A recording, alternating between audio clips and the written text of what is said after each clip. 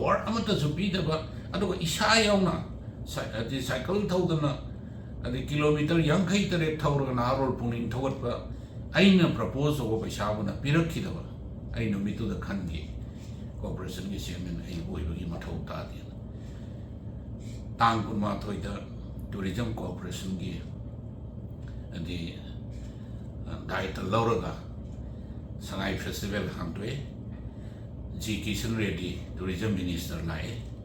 ai phambam phangdi ai maning da phammi ada matamdu da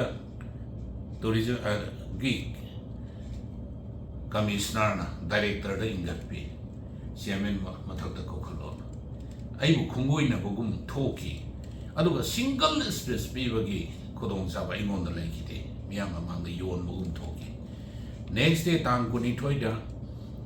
vote aina guest of honor warga governor na chief guest warga matamdugi sri honorable governor la Ganesh mana oidana aduga president honorable CM na tawda aidi matamdu da wa mani da war sungang na ba kauthora kadra na khallaga ai kauthora kidi matamdu da governor na aingon na hangi syam kai dore wa ngang de aina khongki ngangan ning da ba male ngangan dre yam phai ka sukai den aduna punchi sumaina adi yam insang miyam mamang da phangoi na thokwa kai su dai da pi da ba dai da sina da ba sumba department amagi chairman oina ai gi ijat yolaga leiba adui mathak da tourism gi thawak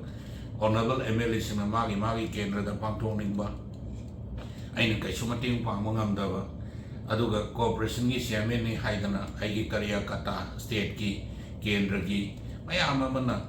festival lakpa kanda kai mamatang tawjage habada aina tawungam gi dawa aduna sumba title laitaba chairman gi corporation gi chairman oibase ai ngasi dagi ai ni toksera gi na ai hariba resignation letter si ai ngaki matung namagi office da yauragani. Dear Sri N. Birenji, I tender my resignation from the post of Chairman Tourism Corporation of Manipur Ltd. as I have not been assigned any responsibility as a chairman. I show it all.